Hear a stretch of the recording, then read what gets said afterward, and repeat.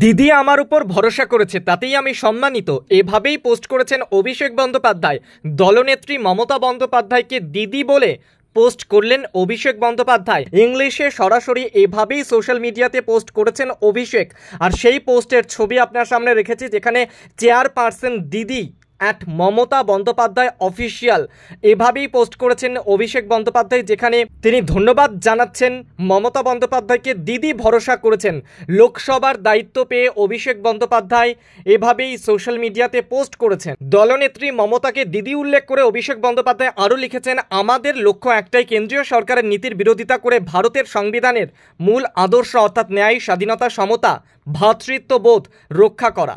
আসলে দীর্ঘদিন ধরেই অসুস্থ রয়েছেন লোকসভা তৃণমূলের দলনেতা সুদীপ বন্দ্যোপাধ্যায়, ফলে অধিবেশনে উপস্থিত থাকতে পারছেন না তিনি। আর সূত্রের খবর, এই পরিস্থিতিতে মমতা বন্দ্যোপাধ্যায় আপাতত ডায়মন্ড হারবারের সাংসদ অভিষেক বন্দ্যোপাধ্যায়ের হাতেই লোকসভার দলনেতার দায়িত্ব তুলে দিলেন। আর সেখানেই অভিষেক বন্দ্যোপাধ্যায় মমতা বন্দ্যোপাধ্যায়ের উদ্দেশ্যে লিখেছেন, দিদি ভরসা করেছেন।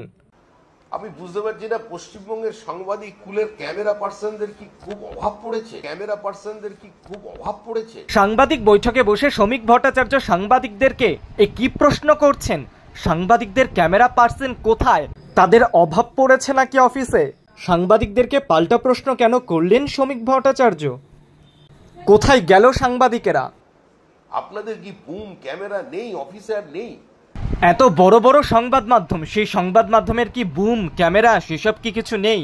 শ্রমিক ভট্টাচার্য সাংবাদিকদেরকেই পাল্টা প্রশ্ন করছেন যে আপনাদের অফিসে কি আপনাদের মাইক, আপনাদের ক্যামেরা এসব কি নেই?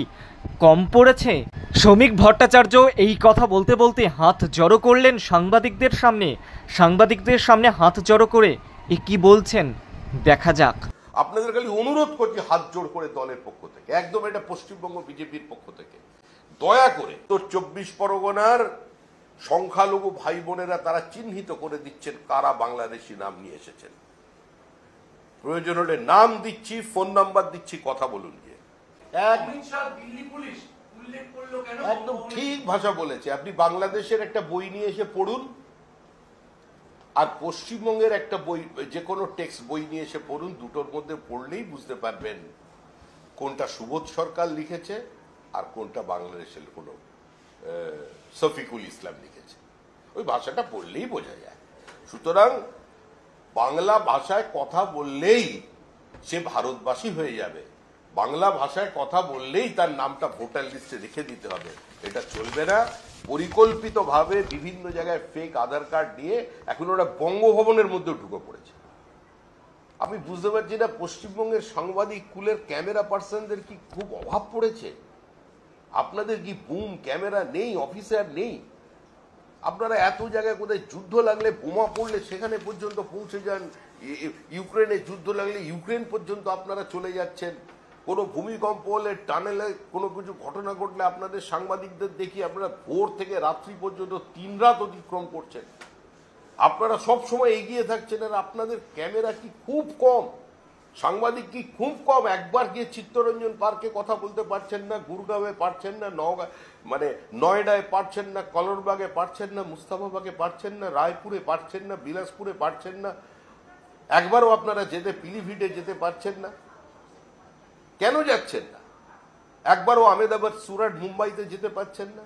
একবারও যারা ডায়মন্ড মার্চেন্টের কাছে যে হাজার হাজার লক্ষ লক্ষ আজকে সেটারা কাজ করছেন, মেদিনীপুরের মানুষ, ওখানে আমাদের মেদিনীপুরের দাসপুরের মানুষ, যাদের হাতে বলে তারা ওখানকার স্বীকার করে, যাদের হাতে জাদু আছে, যাদের হাতের ছোঁয়ায় মুহূর্তের মধ্যে সমস্ত পাথরের গল্প বদলে যায়, একবার তাদের সঙ্গে গিয়ে কথা কেন বলছেন না?